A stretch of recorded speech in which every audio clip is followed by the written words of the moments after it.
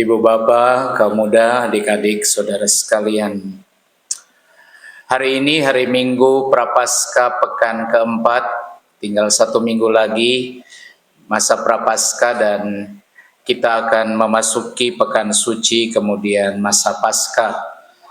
Tidak boleh heran minggu keempat ini lalu diangkat sebagai satu jeda bagi perjalanan kita dalam masa Prapaskah ini yang nuansanya yaitulah tobat, warna ungu, warna yang menekankan sedikit keprihatinan, dan saat ini kita diminta untuk jeda untuk merasakan sama seperti waktu Advent ya, pada minggu ketiga sebelum menyelesaikan persiapan untuk menyongsong Natal, maka ada Minggu Gaudete. Hari ini kita merayakan Minggu Letare. Dan dalam tradisi kata Gaudete maupun Letare itu berakar dari antifon pembuka yang ada dalam misa hari Minggu itu. Kalau Gaudete itulah bersukacitalah senantiasa ya dalam Tuhan, dikatakan ya. Gaudete semper in Domino.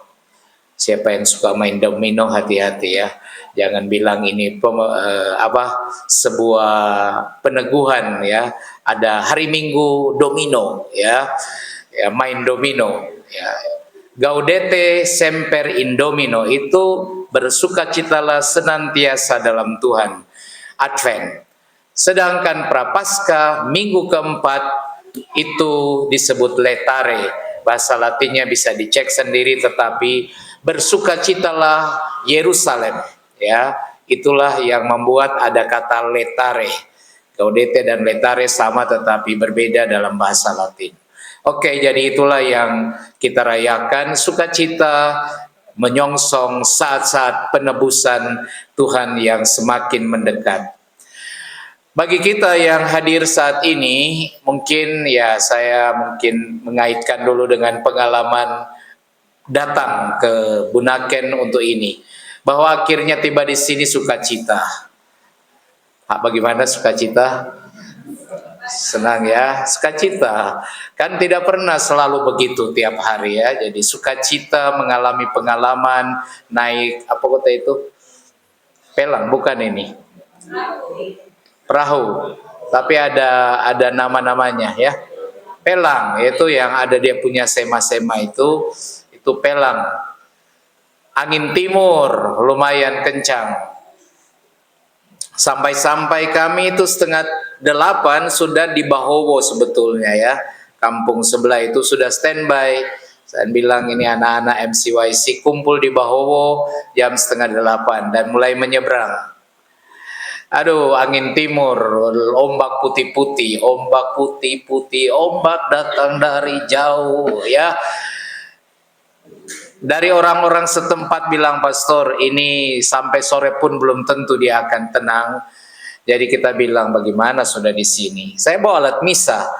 Hampir tadi kami mau misa di dermaga saja ya. Sudah ada kor ada, pastor ada, frater ada, umat ada, alat misa ada. Mari kita misa. Tapi lalu ada kabar baik. Coba naik dari Pantai Raprap. Ya, pindah lagi ke Raprap dan kita 3 perahu, walaupun goyangannya juga tidak berkurang, tetapi nikmat sampai. Setelah itu ujian kedua ialah naik gunung sana ya. Langsung kentara siapa yang sudah asam uratnya bermasalah dan siapa yang jarang olahraga sehingga nafas sudah mau putus. Akhirnya kita sampai di sini dan merasa gembira yang lain, yakni saya terakhir datang itu masih tetap kita punya kapel itu ya. Kapel terkenal dari awal bulan Mei tanggal 4 2023 kita peletakan 25 ya. 4 Mei 2025 kita meletakkan batu pertama itu. Posisinya di mana itu batu itu ya? Sudah hilang ya. di sekitar-sekitar ini.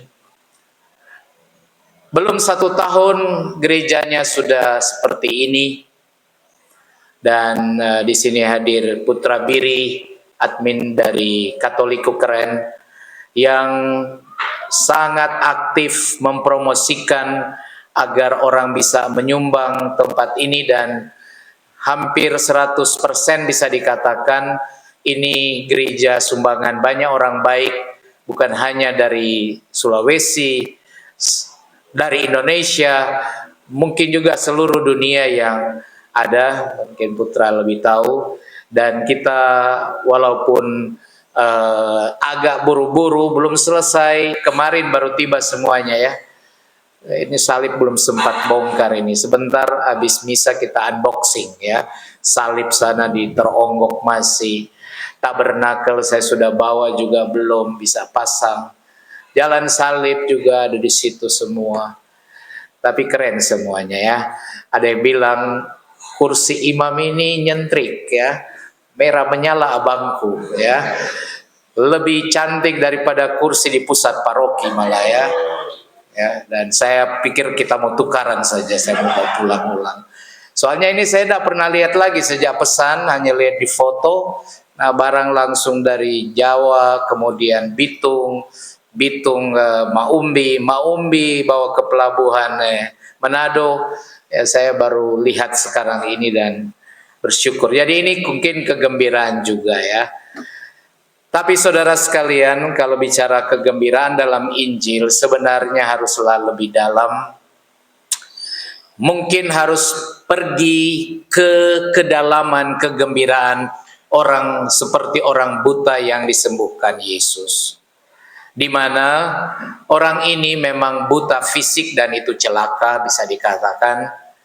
Tetapi orang ini dari kebutaannya yang fisik, bukan hanya fisiknya yang kemudian disembuhkan, tetapi kebutaan yang lain, yakni proses perjalanan imannya untuk melihat terang Kristus dari pernyataan.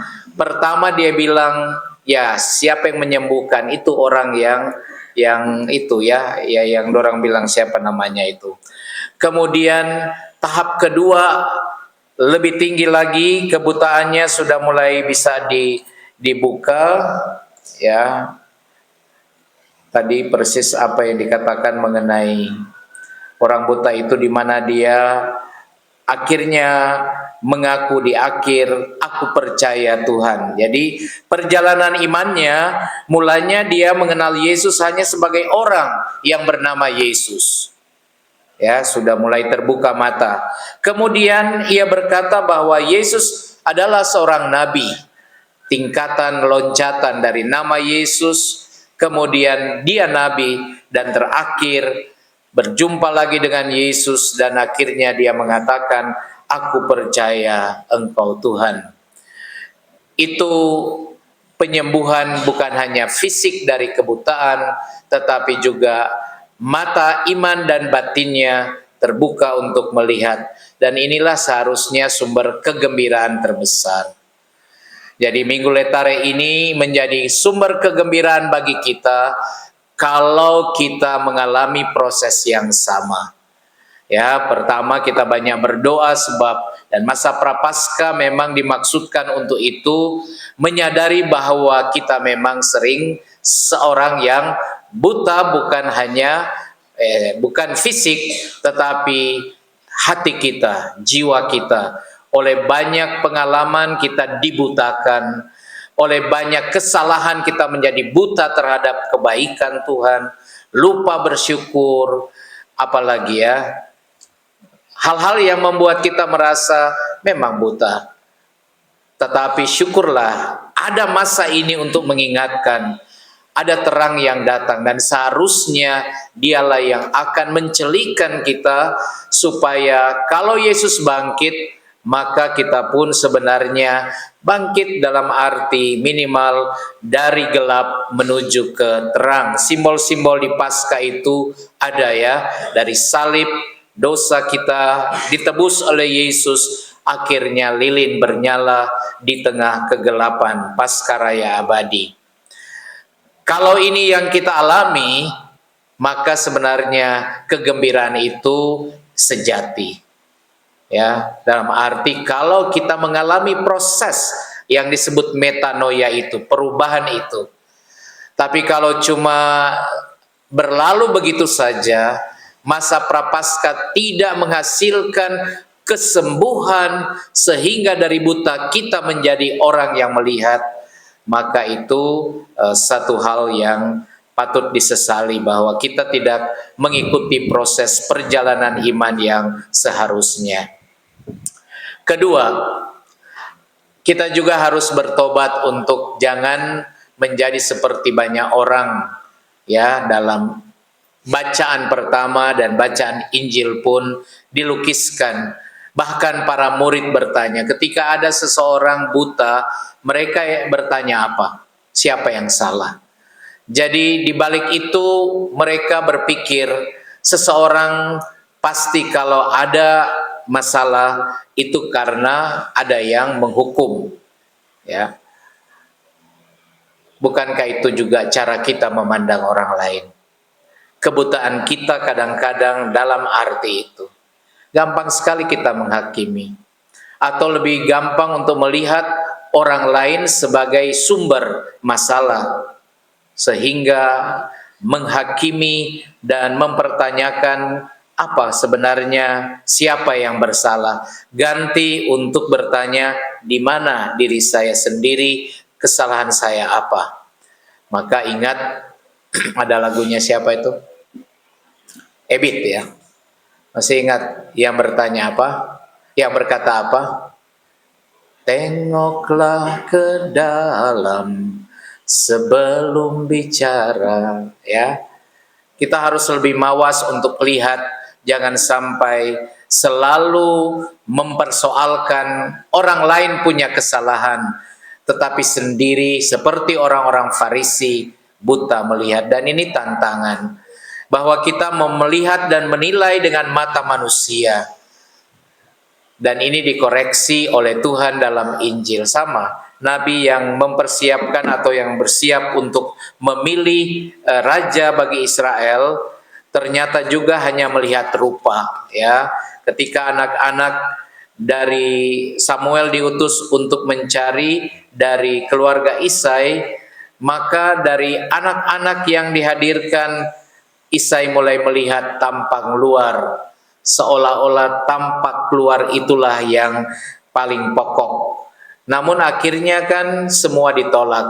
Lalu apa yang dalam pandangan bahkan orang tua dari Daud sendiri tidak mengharapkan bahwa kemampuannya tidak, tetapi justru akhirnya Daudlah yang dipilih dan diminta untuk Tuhan bilang, bangkitlah, urapilah dia. Manusia melihat rupa, Tuhan melihat batin. Dan ini menjadi patokan perubahan kita dalam cara berelasi dengan orang. Ganti kita belajar untuk melihat apa yang di luar saja, mari kita lebih melihat apa yang tidak kelihatan dengan mata. Akhirnya saudara-saudari sekalian, semoga kita juga yang telah mengalami seperti apa yang terjadi dengan orang buta setelah disembuhkan, dia menempuh jalan yang tidak sama lagi sesudah berjumpa dengan Yesus si penyembuh itu. Kita berharap mata kita dicelikkan, dan ada satu lagu yang mungkin sering dinyanyikan juga di lingkungan kita yang bicara tentang orang buta. Biasa itu lagu komuni.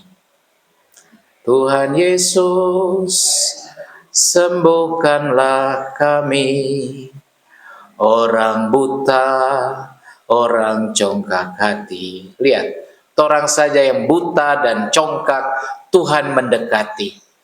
Maka ketika misa selesai dengan sebuah perutusan, ite misa est, pergilah kamu diutus. Apa yang harus kita buat? Mari kita lebih mulai menyayangi orang lain dengan cara yang sama. seperti Yesus yang apapun dia menghadapi orang-orang yang nyinyir, dia berhadapan dengan orang yang Yahudi yang cari-cari kesalahan. Yesus menyembuhkan pada hari Sabat dipersoalkan, tapi Tuhan tidak pernah mundur ketika berhadapan dengan seseorang yang harus ditolong. Kekuatan lewat Ekaristi ini membuat kita diutus sebagai misionaris untuk menyembuhkan banyak orang buta lainnya. Mungkin buta itu bukan fisik sekali lagi, tetapi di rumah banyak yang buta. Bisa jadi anak-anak kita sekarang ya, maaf ya, di sini ada ABG-ABG yang punya dunia sendiri ya. Bayangkan mereka punya tantangan saat ini yang membutakan. Ya, banyak yang buta karena main gadget terus sepanjang hari ya. Ini habis yakin ya, habis misa ini sebentar dorang sobahuk di mana. Hampir pasti dorang sibuk dengan dunianya ya. Dengan macam itu, buta relasi, buta kepekaan terhadap kebersamaan. Mari kita jangan pernah lupa menjadi Yesus yang menyembuhkan orang-orang buta zaman now ini. Tuhan memberkati kita. Saudara-saudari, kita